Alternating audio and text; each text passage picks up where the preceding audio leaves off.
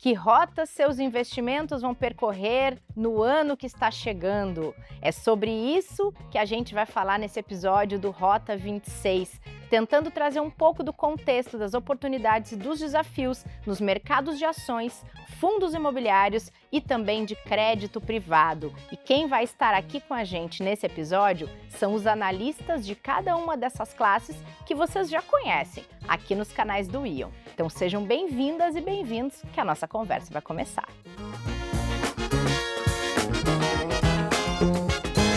Nossa conversa vai ser dividida em 3 blocos. Nesse primeiro, vamos falar de ações, sobre um ano em que o Ibovespa renovou máximas históricas. E para isso a gente tem 2 especialistas na área para abordar completamente para vocês a análise gráfica e também a fundamentalista. E a gente começa a nossa conversa pelo mercado de ações. Foi um ano, obviamente, de volatilidade e teve momentos intensos. Vocês devem ter percebido aí nas notícias muitas informações de recordes de máximas do Ibovespa. E a gente vai falar muito sobre isso aqui com 2 especialistas nessa área, que é o Fábio Perina e o Vitor Natal. Então, Perina, Natal, sejam muito bem-vindos a esse episódio do Rota 26. Obrigado, Rê, obrigado pelo convite, estou aqui à disposição. Obrigado, Rê, é um prazer estar aqui com você e com todo mundo. Bom, já dei um spoiler ali que a gente vai falar do comportamento do Ibovespa. Queria pedir para você contar essa história para a gente, Perina. Acho que tem muito o que destacar do comportamento desse índice ao longo de 2025 e os momentos em que fizeram com que ele se destacasse ou tivesse recuos, mas queria que você contasse um pouquinho dessa história para a gente. O ano de 2025, se a gente olhar agora na parte final, ele foi de surpresas, né? Então, assim, ele ficou perfeito, como ele abriu em janeiro, abriu praticamente na mínima, por volta dos 118 mil pontos, e vai encerrar dezembro próximo à máxima, 165 mil pontos. Ou seja, nem o mais otimista imaginaria a abertura do ano na mínima, fechamento na máxima, né? Seria uma linha reta, seria o perfeito para a maioria dos investidores. Mas não foi assim que aconteceu. Eu vou dividir aqui, depois o Vitor pode complementar, eu vou dividir aqui em 2 grandes momentos. O primeiro semestre foi muito intenso. Primeiro porque você começou com uma aversão a risco muito grande, dólar a 6, Ibovespa na mínima, 118, etc e tal, já da queda recente no final de 24. E aí ele foi indo muito bem, chegou a bater ali por volta até 140 mil pontos ali em meados de junho, julho. Então, esse primeiro semestre foi muito bom. Primeiro foi de mudança de concepção. Começamos muito negativo e aí, de repente, ao longo desse primeiro semestre, as coisas foram se encaixando. Teve também aquela questão do tarifaço, que trouxe muita volatilidade, mas o primeiro semestre foi muito bom. E não só o Ibovespa, como as small caps. Depois a gente teve um período mais lateral, de julho, e aí a forma como eu enxergo, apesar do índice ter subido, de julho até o final de outubro ali, a gente ficou muito lateral com muitas ações paradas, embora o Ibovespa tenha evoluído um pouquinho. Mas nessa reta final, de novo, que é o que a gente chama de rally de fim de ano, parece que ele voltou à tona e está presenteando aí os investidores, pelo menos na nossa visão, com esse fechamento próximo à máxima, pelo menos até agora, até o momento, e com boas perspectivas para o ano que vem. O que não é, né, Perina, tão intuitivo quando se tinha uma visão de um ano de taxa Selic tão alta, né? Exatamente, e ainda uma expectativa de queda de juros que não aconteceu, né? Esse ano a gente, no começo do ano, se falava que existia a possibilidade dos juros começar esse ano. Sempre teve essa dúvida ali no começo. Depois as coisas foram se ajustando e agora já estão falando entre janeiro ou até março. E aí, trazendo complemento para esse contexto que o Perina trouxe, Vitor, quando você leva para o lado mais fundamentalista, quando você inclui alguns outros atores nessa conversa, como balanços, juros, macroeconomia, análise de cenário, conversa com esses movimentos do Ibovespa, tem um impacto aí nisso que o Perina acabou de nos contar? Tem, eu concordo com o que o Perina colocou, eu acho que ponto aqui só do lado fundamentalista é que o lado da microeconomia, as empresas em si, elas, apesar de, por exemplo, os resultados do terceiro trimestre agora terem sido bastante positivos, a gente já tinha expectativa de resultados de empresas desacelerando. né? É o que você colocou, um ano de juros muito alto, a gente gosta de falar que o juro é o freio de mão da economia. Então você sobe os juros ali, as empresas aceleram.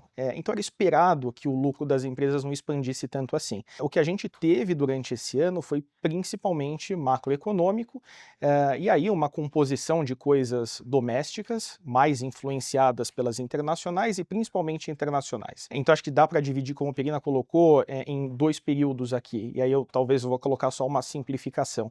E esses 2 períodos são antes e depois de tarifas do Trump. Então até as tarifas do Trump, ou nesse processo de tarifas do Trump, o que a gente percebeu foi uma volatilidade grande no mercado, em que o Brasil, em primeiro lugar, como tinha ficado com a tarifa mais baixa ali da lista de países, acabou sendo visto como o vencedor relativo. E isso trouxe uma certa força para a Bolsa de Valores, porque afinal de contas o Brasil ia ter menos a perder do que os seus concorrentes, então o fluxo de investimento veio para cá. Depois a gente teve uma mudança na postura do Trump e a gente passou a ser o perdedor relativo. Então a gente tinha mais tarifas do que o restante do mundo. E isso fez com que a gente tivesse um movimento contrário, uma saída muito forte de investimentos aqui do Brasil. E a gente teve a Bolsa dando uma piorada relativa. E aí o segundo período que a gente tem é pós a gente acertar que a tarifa do Brasil ia ser uma tarifa que ficou ali meio que no meio do caminho, mas no final das contas não é mais tão restritiva assim. E o que começou a se sobrepor é a questão de juros. Então a gente teve um fechamento da curva de juros aqui no Brasil bastante relevante, que foi levada principalmente por uma inflação mais controlada aqui, e por câmbio. E esse câmbio mais baixo, convergindo para 5,50 ali que a gente tem agora no mercado, é na direção que o Perina colocou. Ele acontece por conta de tarifas, ele acontece também por conta das expectativas de juros de maneira geral. Então acho que, para dar uma cor aqui de fundamento, é isso. Muito mais macro do que micro e muito mais internacional do que doméstico. Perfeito. E quando a gente traz essa conversa para análise ali de setores, dá para dizer que a gente teve um destaque para commodities, tecnologia, small caps? Como é que vocês enxergam essa análise setorial e esses destaques ao longo do ano? Tá. Eu vou olhar aqui e vou falar de movimentos que foram acima da média. Tá. Eu classificaria que as small caps andaram em linha, tanto que hoje a gente vai ver ali um small cap subindo 30, 30 e pouco, com o Ibovespa 30, 30 e pouco, ou seja, muito parecido. Se eu fosse classificar aqui, eu colocaria bancos, que é um setor que subiu bastante, Vale, que pelo peso dela subiu bastante também e puxou o índice, e utilities. Utilities, ao longo do ano inteiro, se eu falo que o Ibovespa começou na mínima, pela queda no final de 24 e atingiu a máxima, eu posso dizer o seguinte do índice, por exemplo, de energia: ele começou na máxima e terminou na máxima, a máxima que virou mínima. Então era uma máxima que virou mínima e continuou subindo. Então esse foi um grande destaque aí, foi um setor extremamente resiliente ao longo de 2025, na minha visão, e a Vale, vamos dizer assim, ficou muito tempo para trás. Esse ano foi o ano da Vale, na minha visão. Acho que para adicionar aqui, de novo, concordo com a opinião do Perina, e eu acho que o que a gente tem nesse período de grande destaque do lado mais fundamentalista são empresas que respondem bem a esse fechamento de juros, que são empresas que a gente costuma chamar de empresas ou de ações que têm um duration alto. Duration alto é exatamente isso, é uma sensibilidade maior a juros. Para os dois lados, tá? Tanto para o lado positivo quanto para o lado negativo. Quando a gente tem perspectiva de cortes de juros e a curva de juros fechando, essas empresas costumam ir melhor do que a média. Quais setores são representativos desse tipo de empresa? A gente tem o setor financeiro, a gente tem utilities, como o Perina colocou aqui. E aí Vale, por exemplo, é uma que tem uma dinâmica um pouquinho diferente, não necessariamente é por esse caminho, mas aí tem tudo a ver com o minério de ferro, né? O minério de ferro foi bastante resiliente, mais para o final desse ano. A Vale tinha uma série de questões que precisava endereçar durante esse ano, e essas questões foram endereçadas, e o que sobrou nesse final agora é uma empresa com uma história mais limpa e bastante dependente do minério de ferro, que continua bastante alto. E ele deve continuar bastante alto durante dezembro, talvez no começo do ano, porque a gente tem uma sazonalidade muito forte das concorrentes da Vale, principalmente na Austrália agora, que faz com que esse minério minério de ferro continue sustentado em bons níveis, tá? Então, eu diria aqui que se a gente não é um setor, mas se a gente puder colocar tudo numa caixa, são esses setores que respondem bem a juros de duration alta e que acabaram performando melhor do que o restante da bolsa. Perfeito. E mirando no ano de 2026, como estão as expectativas de vocês? Tanto quando a gente mira nos setores mesmo, e você trouxe aqui uma questão de solidez também, como quando a gente observa o comportamento do Ibovespa, as possibilidades que ele ainda tem e o que se prevê ali, que se projeta de cenário macroeconômico ao longo do ano que vem. Bom, o que eu diria é o seguinte, 2026 vai ser certamente um ano de volatilidade, tá? A gente tem um processo eleitoral pela frente que provavelmente vai mexer bastante com os mercados, e isso é algo que a gente não tem uma capacidade muito grande de dizer se vai para um lado ou se vai para o outro, né? Eu costumo dizer que somos analistas financeiros, não analistas políticos, né? Então o que a gente trabalha é com esse cenário de volatilidade por esse lado, e a gente se fixa naquilo que a gente realmente consegue ter um input mais razoável, que é a situação macro ou microeconômica. E aí, pensando nisso, a gente vai ter também um ano de 2026 em que provavelmente a gente tem menos juros, tanto em Estados Unidos quanto em Brasil. Os cortes que a gente espera de juros aqui no Brasil durante o ano de 2026 não são super altos, né? A gente pensa que devemos terminar 2026 próximo ali de 12,75 de juros, o que é muito melhor do que 15, mas ainda assim é um patamar ainda bastante restritivo.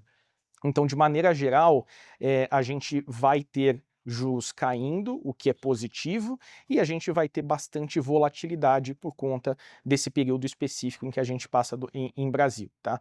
Então, o que o investidor pode esperar? Ele pode esperar bastante chacoalhão, ele vai precisar ser bastante paciente. O que a gente aconselha aqui é não mire no final de 26 necessariamente, tenha um horizonte um pouco maior, porque fazendo isso você se livra de certas armadilhas de curto prazo e que podem deixar aquela visão mais turva e que passa conforme você alonga o seu horizonte de investimento. A conversa de ações, ela não necessariamente é uma conversa de curto prazo, né, Vitor? Ela pode ser de curto prazo, ela pode ser de longo prazo. A questão é que no curto prazo você raramente faz dinheiro.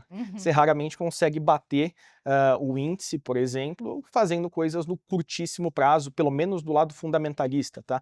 Porque do lado fundamentalista a gente não tem as coisas, os fundamentos da economia e da microeconomia mudando de um dia para o outro. O que a gente tem são preços de ações mudando de um dia para o outro, que aí é muito mais com o meu colega aqui do que comigo.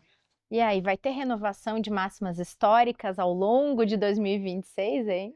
Então, é um ponto legal e eu quero aproveitar para fazer uma chamada interessante aqui para o nosso investidor, o seguinte, tem uma diferença muito clara e importante o investidor entender agora, nesse momento de 2026. O Vitor colocou um ponto muito importante, o ano que vem nós teremos eleição, e eleição até a definição vai ser só em outubro. Bom, esse é um primeiro ponto, isso traz incerteza. A análise gráfica, eu enxergo de hoje para trás. Então, eu não sei o que vai acontecer aqui, essa é uma vantagem na parte dele. Então, se você juntar as duas leituras, dá para fazer uma boa receita aqui.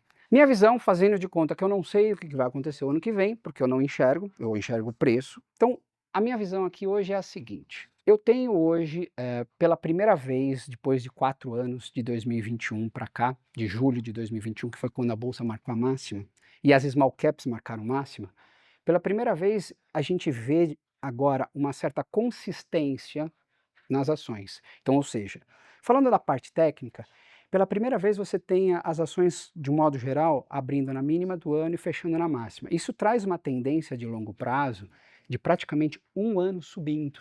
E se você for parar isso, trazer isso para uma economia real, um ano subindo, significa que o mercado leu pelo menos 4 balanços. Então, o ciclo econômico de uma empresa, tirando essa sazonalidade do ano, foi passado. E ter um resultado onde todas as empresas, ou a maior parte das empresas, começaram na mínima e estão encerrando, a maior parte, estou falando, estão encerrando na máxima, que é o que a gente vê no Ibovespa, nas small caps, no índice industrial, índice de materiais, todos eles na máxima do ano, significa que os investidores estão otimistas. E pela primeira vez em 4 anos eu vejo isso de uma maneira consistente. Esse é um cenário de bolsa para o mercado, sob o olhar da análise gráfica, muito promissor. Então quando eu olho isso, eu vejo o seguinte, tem um pequeno detalhe aqui que eu queria chamar atenção também. Se a gente pegar julho de 2021 até hoje, a bolsa bateu 131 mil lá, hoje está em 160, mais ou menos, 20% de alta. As small caps, muita gente não sabe disso, mas as small caps bateram 3.200 pontos e hoje está em 2.300, caíram 30 nesse nível que está, isso porque está na máxima, chegou a cair 50. Então existe uma diferença aqui, um atraso muito grande, na ordem de quase 70%, ou seja, as small caps precisariam valorizar 70%, quase 70% a mais para chegar no nível. Então você tem muitas ações para trás. E aí tem um ponto que a gente não tinha antes. Queda de juros. Esse cenário não teve de 2021 para cá. Então, eu estou bastante curioso de ver como que vai performar essas ações. E na minha cabeça, 2026 vai ser o ano das small caps, que você tinha comentado comigo, e aí eu vou falar, subiram bem, mas eu acho que tem mais para subir. Tem muito mais para subir, tem toda essa diferença. Ah, Perina, mas tem que explicar pelo fundamento, etc. Tá tudo certo, mas esse é um fato, esse é um número. E aí como que se posiciona num cenário como esse? Pega o que o Vitor falou, de volatilidade. O que eu tenho comentado com o pessoal? Grandes movimentos você não consegue capturar com movimentos curtos. Então você vai trabalhar, o que eu falo com o pessoal, vai trabalhar com stops mais longos, com uma alocação com riscos calculados, mas esteja preparado para a volatilidade. Mas que no final pode ser que nós tenhamos uma boa valorização. Então não me surpreenderia de ver ações o ano que vem subindo 50% no mês e no mês seguinte caindo 30%. Pelo que vocês trouxeram, mirando um pouco nos riscos e oportunidades do ano, a gente pode dizer que o prazo é um dos grandes segredos de quem vai incluir ações no seu portfólio em 2026. O risco grande está em tentar um curto prazo e talvez a oportunidade está em um planejamento de longo prazo? Eu acho que é um bom ponto, Rê. Eu acho que isso faz todo sentido, mesmo porque é aquela coisa, né? Durante 2026 a gente vai estar num cenário absolutamente binário e incerto do que vai acontecer, principalmente desse lado político. Então, quem tiver começar a colocar equities no seu portfólio no começo de 26, com um prazo inferior a 1 ano, vai necessariamente tomar a decisão de vender ou comprar ações sem saber o que vai acontecer ali para frente nessa questão que é super relevante para o país.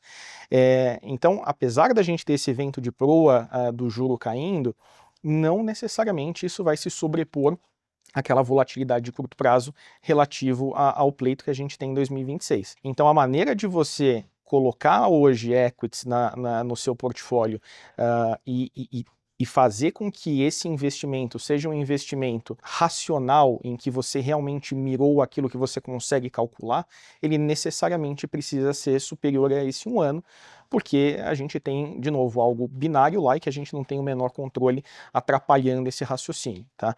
Então, acho que do ponto de vista oportunidade aqui, sem dúvida nenhuma, ela existe.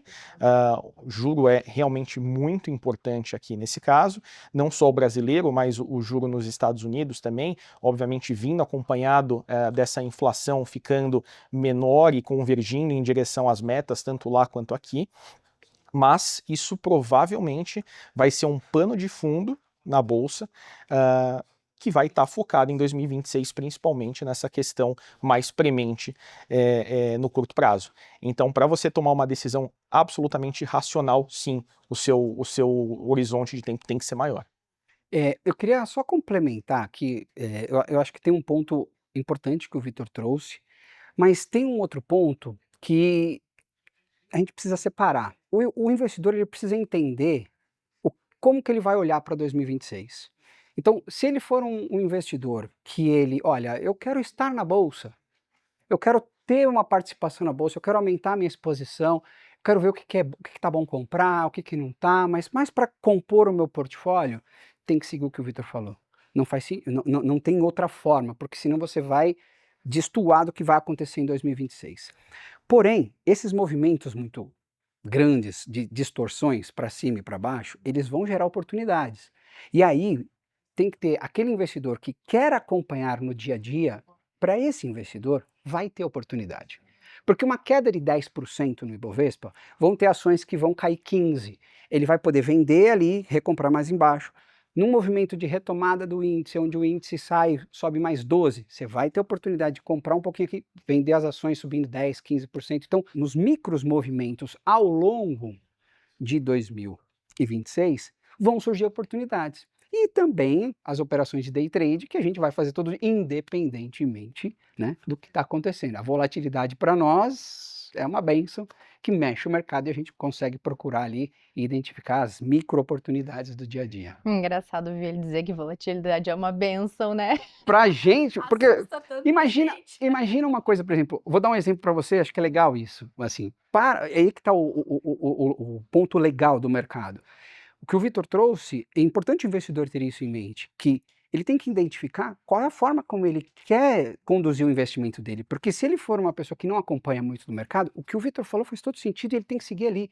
Mas para um investidor que está querendo acompanhar o mercado, que todo dia está lá com a gente no Dominando a Bolsa, que fica olhando, para essa pessoa vai ter outras oportunidades. Então imagina, por exemplo, um dia de feriado nos Estados Unidos. A Bolsa não anda, não tem volatilidade. Para a gente que faz ali day trade todos os dias, é como se assistir um jogo 0-0 que ninguém faz chuta no gol.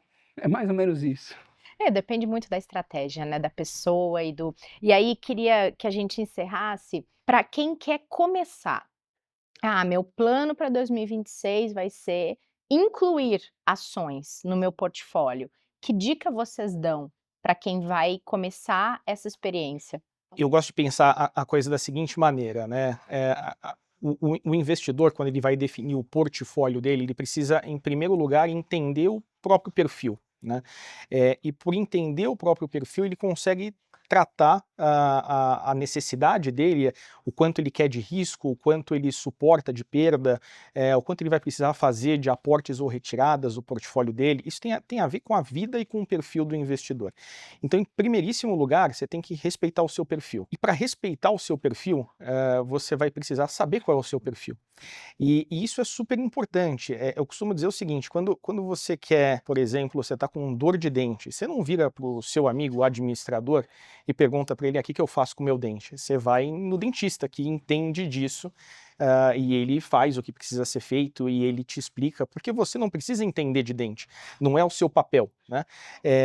Para investimento é mais ou menos a mesma coisa, ninguém sabe tudo de investimento, mas a gente tem profissionais que fazem isso e que vão conseguir te ajudar porque fazem aquilo da vida, né? Então acho que em primeiro lugar a gente tem que ter um perfil de investimento, a gente tem que procurar ajuda profissional para fazer isso de uma maneira racional e não pode esquecer de diversificar, né? A diversificação aqui, essa volatilidade boa que o Perina colocou, ela é boa para um mundo em que você está buscando isso no curto prazo. Essa volatilidade para o nosso lado aqui é um obstáculo que a gente tem que passar, porque na nossa visão fundamentalista ela é risco, né? Então a gente precisa ali reduzir essa volatilidade olhando para horizontes mais longos e fazendo diversificação. A diversificação é aquilo que vai garantir no longo prazo que você tenha um retorno condizente com o risco que você tomou. Isso quer dizer então que eu não deveria fazer operações de curto prazo? Do ponto de vista fundamentalista, não, mas é por isso que existe o Perina, para fazer isso com você, usando uma outra teoria, que não é a que a gente usa aqui.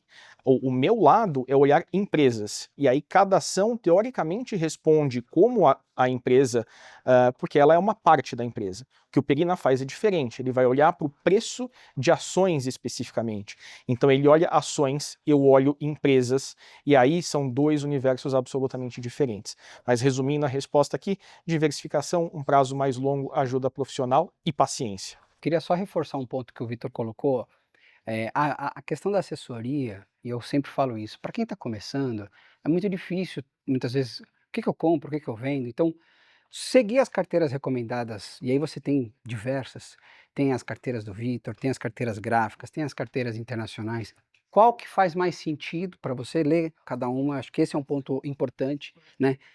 Estar amparado ali com uma carteira recomendada, elaborada pelo nosso time, vai te ajudar principalmente, poxa, mas será que agora é a hora de sair desse ativo? Por que que ele está saindo? Então, tem as explicações, acho que isso ajuda para quem está começando. Se não quiser ir por esse lado, quer fazer o autoatendimento, a gente lá no Dominando a Bolsa tá todo dia, você pode fazer a pergunta, você pode mandar a pergunta, a dúvida, e a gente vai responder ali. É uma forma democrática e é uma forma de você estar também conectado com o que a gente está pensando e seguir, buscar esse aprendizado. Eu acrescentaria isso, mais no sentido onde buscar as informações do que, porque o que o Vitor comentou, eu assino embaixo.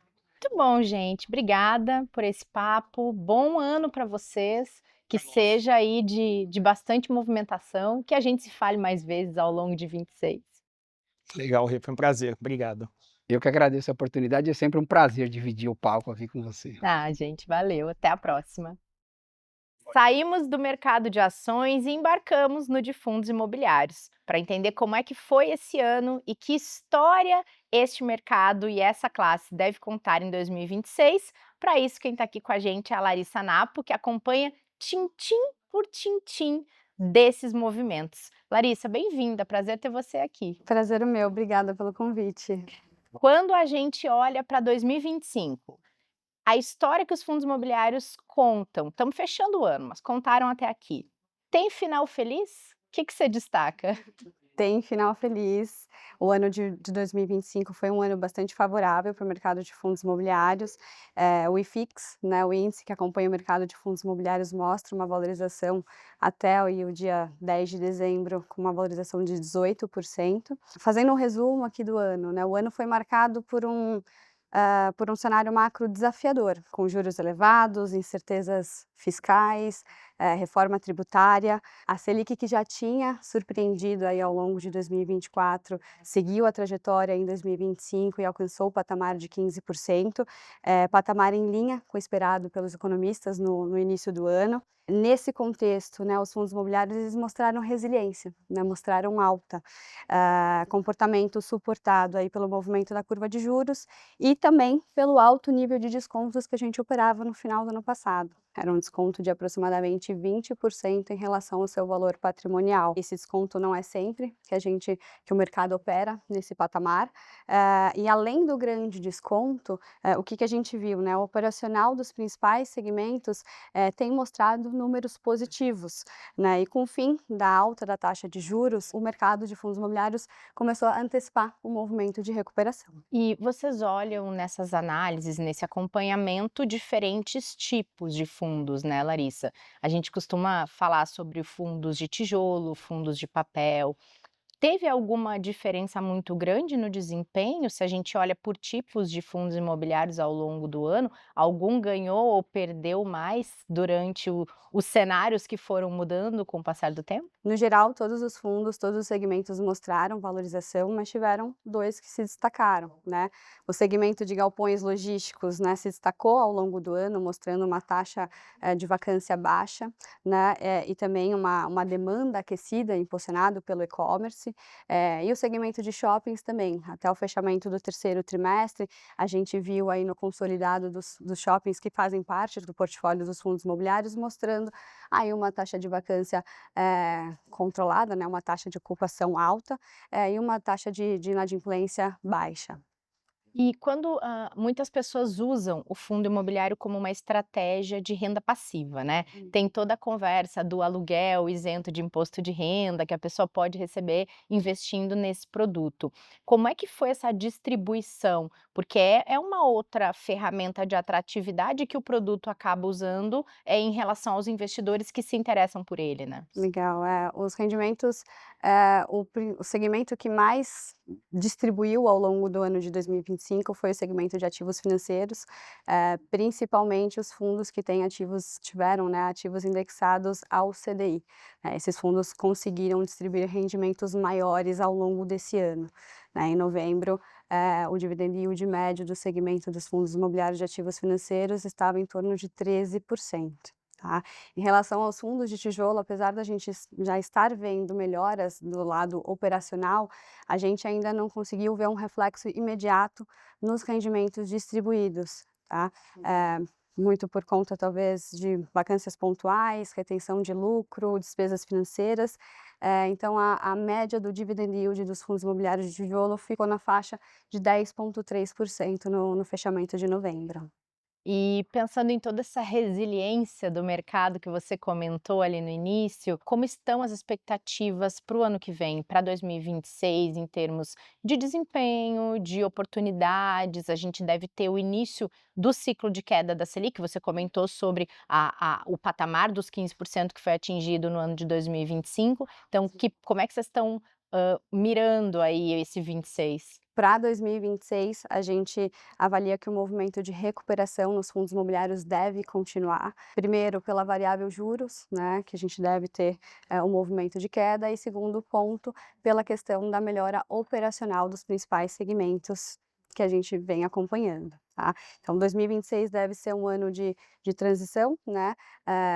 É esperado um início de queda da taxa Selic para o ano de 2026, terminando aí no patamar de 12,75, e isso tende a beneficiar a indústria como um todo, né? Beneficiar os fundos imobiliários. Bom, entre os segmentos, mesmo em um cenário de queda da taxa de juros, a gente acredita que os fundos de ativos financeiros ainda devem ser boas opções. Nossa visão é embasada pelo corte de juros projetado, ainda possuir uma taxa, né, uma taxa terminal elevada, o que favorece os rendimentos dos fundos indexados ao CDI. No caso dos fundos indexados ao IPCA, as projeções mais estáveis, né, do indicador mantém, né, a atratividade, reforçando, né, a tese de que essa opção de investimento é bom em diversos cenários. Dentre os fundos de tijolo, a gente destaca aí o segmento de galpões logísticos, né, que continua sendo o segmento mais resiliente, com vacância baixa e demanda aquecida, principalmente impulsionado aí pelo e-commerce. E o segmento de lajes corporativas também seria uma opção interessante. Hoje o segmento é o segmento mais descontado no mercado secundário, mas que a gente já enxerga melhoras claras do lado operacional, né, visto que, por exemplo, a taxa de vacância na cidade de São Paulo já chegou a níveis abaixo de 20%, níveis aí abaixo do visto pós-pandemia. Boa. Você mencionou algumas vezes o cenário macro, né? Queria só chamar a atenção que aqui na descrição do vídeo a gente deixa um link que mostra um pouco dessa relação entre fundos imobiliários e o cenário macro, como é que esse cenário impacta essa classe de ativos, para quem quiser se aprofundar um pouquinho no assunto.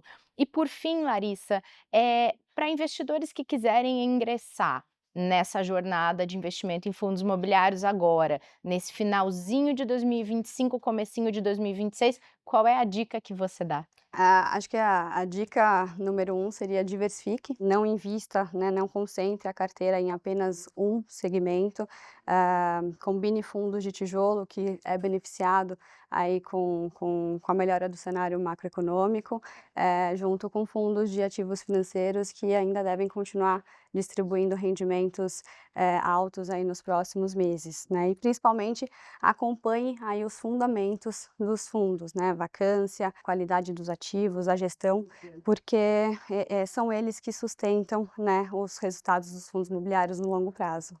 Muito bom, muito obrigada, um bom ano para você. Obrigada, bom ano para todos, feliz 2026. E agora a gente se despede da renda variável para conversar um pouco sobre renda fixa, e o nosso foco aqui vai ser o crédito privado. É por isso que a Paula Touch está aqui com a gente, analista aqui do time de renda fixa, para falar especificamente dessa classe que foi falada ao longo do ano, teve destaque, né, Paula? Como é que você analisa esse desempenho e essa evidência que o crédito privado teve ao longo de 2025? Bem-vinda, prazer ter você aqui. Obrigada, é um prazer estar aqui. Bom, como você falou, foi um ano super forte para o crédito privado e a gente veio de um ano que já tinha sido forte, né? 2024 foi um ano de recorde de emissões de debêntures, CRIs, CRAs aqui no mercado brasileiro. E agora, se a gente olha 2025 em comparação com 24, apesar de volumes um pouquinho menores, se a gente olha essa categoria de ativos, teve uma contração de 4%, a gente ainda está vindo de uma base muito alta. alta, então a gente ainda está falando de um ano muito robusto em termos de emissões, e se do lado da oferta a gente teve bastante coisa, teve também muita demanda por esses papéis por parte dos investidores, então a gente viu também, de novo, em 2025, compressão dos spreads de crédito que a gente fala, né, que são aqueles prêmios, né, o quanto o título de crédito privado paga a mais do que o título público. Então esses spreads continuaram caindo, mesmo com uma oferta grande, né, então mostra como os investidores estavam com bastante apetite para essa classe de ativos esse ano. Eu ia tocar justamente nesse ponto, porque de certa maneira o crédito privado veio também como uma forma de diversificar dentro da renda fixa, com uma oferta de baixo risco muito grande e ele podendo trazer um ganho excedente, né? Vocês perceberam um movimento e uma abertura desses investidores pessoa física para essa classe, até quem talvez tinha um pouquinho de receio, conseguir experimentar pelo menos? Eu acho que sim. O investidor pessoa física, ele tem ganhado cada vez mais conforto com crédito privado, acho que tem entendido um pouco mais o que que é o produto e o que que é o risco, né, de fato. Então é um pouquinho mais arriscado do que um título público, com certeza, né, mas você fazendo uma boa curadoria, você fazendo uma boa seleção de emissores, empresas que têm um bom perfil de crédito, dá para você encontrar um retorno acima dos títulos públicos com um risco bem controlado, né. E eu acho que o que tem também atraído muito a gente teve mais um ano de taxa de juros elevada, então isso sempre atrai a atenção do investidor para a categoria de renda fixa como um todo, e aí o crédito privado ainda conta com instrumentos que têm isenção de imposto de renda para o investidor pessoa física, então tudo isso ainda acabou, tornando ele um pouquinho mais atrativo, eu acho que ele continuou ganhando espaço aí na carteira dos investidores. Você mencionou que houve uma adesão maior, houve também uma ampliação da oferta, e se a gente olhar para as estruturas dos produtos de crédito privado, houve também um incremento dessas estruturas? Vocês percebem o crescimento e uma evolução desse recorte da indústria de renda fixa? Eu acho que se a gente for olhar em comparação com o ano passado, o que que a gente pode destacar de diferenças, assim, né?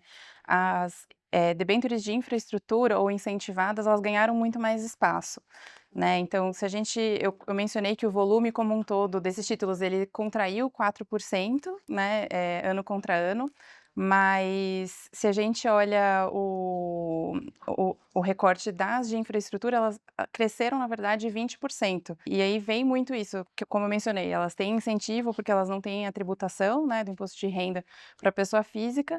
E aí, como é um produto um pouco diferente de uma debênture tradicional, então a gente vê prazos mais longos nessas estruturas de dívida de infraestrutura, a gente vê garantias diferentes, covenants diferentes de dívida, então tudo isso muda um pouco, em relação ao que talvez o mercado via mais no ano passado. Você mencionou sobre isenção.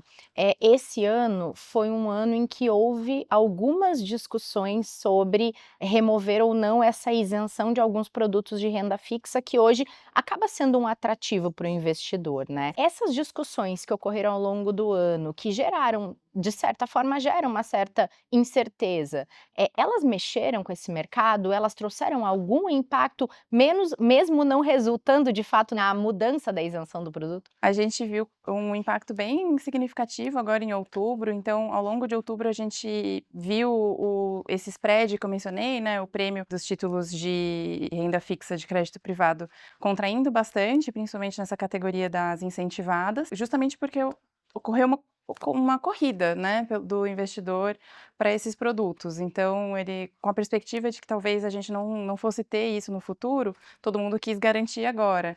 Então a gente viu os spreads contraindo bastante, né, por conta dessa demanda elevada, mas quando a MP caducou, que foi no final de outubro, a gente viu um movimento de normalização. Então esses spreads, eles voltaram para um patamar um pouco mais normalizado, mas ainda assim a gente está falando de patamares bem baixos em relação a uma média histórica, assim, né, para essa categoria. E quando vocês olham e analisam o cenário previsto para 2026, as projeções, os indicadores como estão e como podem se transformar ao longo do próximo ano, onde é que você observa tanto oportunidades como pontos de atenção para quem está pensando em ingressar no mundo dos investimentos de crédito privado especificamente? 2026 a gente espera que seja um ano, pelo menos para os títulos incentivados, É um começo de ano ainda forte. A gente sabe que os fundos de infraestrutura, que é uma outra forma dos investidores investirem nessa classe de ativos, além de comprar diretamente as debêntures, eles vieram com captações muito fortes até novembro, então tudo indica que eles têm bastante caixa para alocar nessa categoria, então os spreads devem seguir em níveis baixos que a gente está vendo. Para as debêntures tradicionais, é mais difícil a gente dizer, porque se por um lado é um ano eleitoral que pode trazer mais volatilidade para os mercados, e isso acaba trazendo, às vezes, os investidores das categorias de ações, de multimercados, às vezes com foco mais para a renda fixa e para o crédito. Por outro lado, a gente não sabe muito bem quantas emissões vão vir a mercado, porque a gente ainda, por mais que a gente esteja falando de uma queda na taxa de juros, a gente está vindo de um patamar ainda alto, né? Então, até a gente chegar num nível em que mais emissores estejam dispostos a vir a mercado, fica difícil prever. Mas pensando em riscos e oportunidades, acho que como a gente está, por mais que a gente esteja ainda num cenário de spreads muito comprimidos, a gente está vindo de uma taxa nominal muito alta, né? Então, tem oportunidade para o investidor agora travar uma taxa de retorno super atrativa, proteger o portfólio dele contra a inflação com esses papéis, com um nível de risco ainda muito bom, assim. Então, você consegue encontrar papéis com risco AAA, AA+, ainda pagando IPCA mais 6,8, IPCA mais 7, são níveis muito bons para você travar um retorno agora, né? E a gente sempre fala para o investidor ficar atento ao prazo, né? Então, o mercado de crédito privado ele não é tão líquido, então a gente sempre recomenda que o investidor ele decida por um título que ele esteja confortável a segurar até o vencimento ou mais próximo disso, né? Então, eu ficaria atenta a isso e também é isso, é um ano de mais volatilidade, então o investidor tem que estar disposto a aguentar, às vezes, um pouquinho de marcação a mercado, na carteira dele, enfim. Mas acho que ainda é um ano que dá para aproveitar bastante coisa no mundo do crédito privado. Então, a gente pode dizer que a análise de risco, a taxa e o prazo é o combo ali que a pessoa tem que observar quando ela quiser escolher um papel de crédito privado. É a chave. E também a diversificação, como tudo, para investimentos, né? Então, diversificar os seus emissores que você está colocando na carteira, tentar colocar setores que não são correlacionados, enfim. São esses, acho que, os principais exercícios que o investidor pode fazer na hora de selecionar a carteira dele para crédito privado. Perfeito. Obrigada, Paula. Obrigada. Bom ano novo para você. Bom ano novo a todos nós. Obrigada pela audiência de vocês nesse episódio do Rota 26. Espero que tenha sido útil e trazido um pouco de inspiração para os seus investimentos no ano que vem. Continue acompanhando aqui os canais do Ion. Você encontra todas as recomendações que foram faladas aqui, as carteiras recomendadas e muito conteúdo útil sobre esse assunto. Bom ano para todo mundo e a gente se vê na próxima.